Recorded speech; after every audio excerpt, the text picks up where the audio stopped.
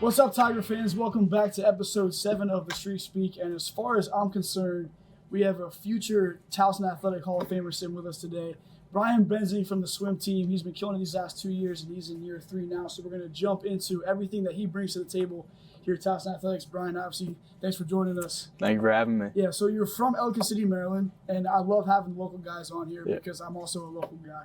Break down why Towson and kind of how you ended up here. So Towson always was a local school growing up, you know. Being in Norway, I didn't have many recruiters, and I knew I wanted to stay home in Maryland. And I knew Towson had a really good swim program, and I heard of names such as Jack Saunderson. So when I went on my recruiting trip here, and I got to see the campus and meet the people, it was just instant connection. It was like family. It was like I had always been there. Right. It was amazing. You mentioned Norway.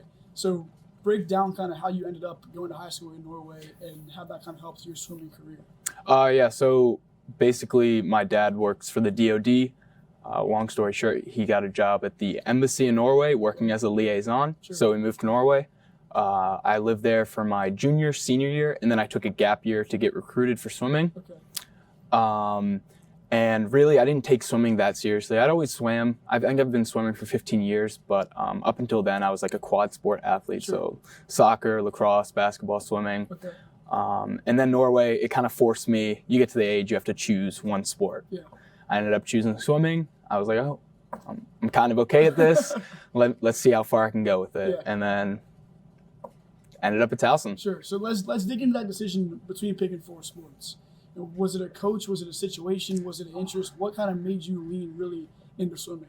I think it was, so my junior year of high school, I had my first long course Norwegian Nationals, okay. And I had a relatively okay showing. Okay. And I was like, at this point, I can't really divide my time up too well between basketball and swimming, right. So I got to decide. And I was like, hey, I'm looking pretty good in swimming. My coach is motivating me. Might as well go with swimming. Perfect. And you also talked a little bit about your parents, and I know that you kind of know them as being the people that you kind of admire the most. Yeah. What are some reasons for that have helped you with your swimming career and just who you are as a person? I think in general, they're always very motivating, and they want what's best for me. So they know that I can make a decision myself, so they will support whatever I do. So if I chose basketball, they would have supported that. Sure. If I chose swimming, they would have supported that. And especially with a big move from USA to Norway, yeah. Just like keeping me grounded, like everything, making sure I'm doing fine in school, checking up on me mentally, emotionally, stuff like that. Just being there for me when I need it. Right. And the 2 big words in what you said there between motivation and mental. Obviously, swimming is a different sport in the terms that it's between you and how you do. So how do you think your mental preparation is different than most other athletes? What are some of the steps you go through to really get ready for what you do day in and day out? Honestly, so with swimming, mentality, I feel like it's probably 90% of the sport. Sure. Because you could have, like you said, it's you against right. It's you against the clock. So you could have the best training, like be in the best shape of your life, but you go in and one slip up, you're mentally gone, it's over. Yeah. So for me, I know I go into the pool, I go into practice, lift, whatever. I go in knowing that I need to improve and I need to work to improve. And then when I get to the meets, typically I try not to think too much. Like I'll think like, hey, I worked hard. I've done what I can to be here. Yeah. And this isn't anything compared to what I've put myself in through in the pool. And then I just turn my brain off and I just swim. Yeah. And then it just comes. Yeah. And on the physical prep side, because you talk about that preparation too, how do you think your lifts or your training differ from the other times you've had to do training for other sports, or what you think we go through every day? Kind of what's different about what you prepare for physically? So one thing that I really noticed, because I went and I play sports for fun, you know, basketball. Yeah. One thing that I noticed is swimming is just your practice it's kind of like track, where it's your practice is my punishment. So or my practice is your punishment. Yeah. So it's literally just staring at a line for 2 hours, swimming, trying not to get in your own head. So, I mean, I think with basketball and stuff, I enjoy it. I have a lot of fun. You're playing games. This is more just the grind. Right. I'd say that's the main difference. Right. And the 100-yard breaststroke is kind of your signature event. Yeah. So if you were to coach anybody, say you're coaching me about kind of what the process of being successful is like, is there a strategy that you put into how you swim that event? Yeah, so there's the technique that goes behind it. So what like my coaches always focus on is getting that technique down first, Sure. and then applying endurance training. So it doesn't matter if you could be in the best shape of your life, but if you don't have the technique, you're not going to improve. You may improve to a certain point, but you're not going to go past that Sure. point. So getting that technique down and then getting the endurance. And then also there's the strategy behind the racing. Mm-hmm. So typically for the 100 breast, for example, we'll take it out and you have all the momentum off the start. You try to hold the momentum for the first 50, tempo up the second 50, and just bring it home. Okay. Just come back hard. Yeah. And that strategy obviously worked. Because for you in your first year, you go out and you break the Towson CAA and then the CAA championship record all in the same meet, which was a CAA championship meet, and then you went unbeaten in that breaststroke for that year. And like I was kind of saying, if I were to sit here and list everything you've done in these 2 or 3 years, then we would run out of time. and that's the truth. So what is the feeling that goes into breaking that initial record that first year that you kind of say, you know what, I'm here, I can do this? Honestly, the first year, I didn't even care about the record.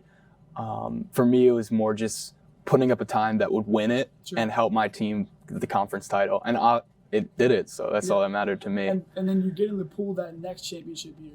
Are you thinking about, I got a shot to break my own record? Because you did. Did that cross your mind again? No, it was more like, I know I'm in better shape than I was last year. But there was a lot of pressure to like going in, like being unbeaten, having the chance to break that record, all this stuff. There's a lot of pressure. I didn't even try to think about breaking my own record because for me, like going a PB is breaking the record. Exactly. So I just wanted to PB. Yeah. I didn't care how much. I wanted to win the race and PB. That's all that mattered to me. So. And then from that berth, you hit the NCAA tournament. And what is that experience like to not only represent Towson in the mid-major or whatever else, but just personally, what are the feelings that go into what that whole event looks like? It was, so I had known that I probably was going to go after, so we had the West Virginia meet and then Princeton. And when I swam it at Princeton and I knew for sure that I qualified, like I called my mom immediately and I told her like, book your tickets right now. Yeah. I'm going to NCAAs. It was the craziest feeling. And then like, especially getting there and doing what I did, going 9th and then being able to make finals. I didn't even expect to make finals. Yeah. I came in with the mentality like, oh, just go fast, do what I can and see how it goes. Yeah. And then going into finals is just like, it's just insane. And especially afterwards looking back and seeing Towson logo like on national television in whatever lane I was and like seeing myself on camera, I was like, just representing Towson. It was insane. Because like you'll see a bunch of Stanford, you'll see a bunch of like the big schools in the lanes. You'll never see a Towson Tiger. That's the only one, and it's insane. It was crazy. And that's something that we all took pride in. Is like look at our boy Yo, because that does matter. Any chance we get to bring Towson to the stage, that's kind of what we're trying to do here. Is a big deal, and just the feelings that I'm sure that you felt through that process and what that can look like is obviously unbelievable. In terms of other sports here at Towson, I know you're probably the biggest volleyball fan that we have. Break down kind of what that looks like, the relationships that you guys share with some of the other sports. I think, honestly, just like college sports in general, you got to support everybody, whether that being baseball, basketball, soccer, lacrosse, everything. Obviously, I have a pretty packed schedule, so I try to go to what I can. But recently, just going to volleyball games, going to a lot of I've been to a couple soccer games, just going there supporting. I love cheering them on. And now I'm working an internship with Towson, actually. So I'll be working. I worked a couple football games, worked a couple volleyball games, should be working basketball. So just being there to support how I can. Always around. And the perfect lead right into our final question. Signature final question. What have you done today to make Towson Athletics a better place than it was yesterday? God, that's such an open-ended question. That's hard. I think pushing. So being a captain for Towson, I obviously have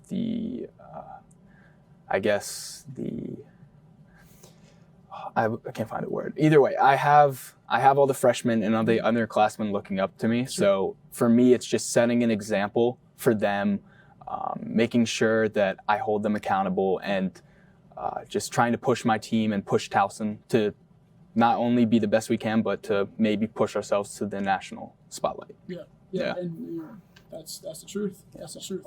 Thank you for joining us. Thank As you so always, I appreciate your support. And all the Tiger fans out there, we got William and Mary this weekend in 2 different ways. We got them on the football field and in the pool. Get out both ways to support, both on Saturday, and follow these guys through the rest of their year. Look forward to seeing you soon. Go Tigers.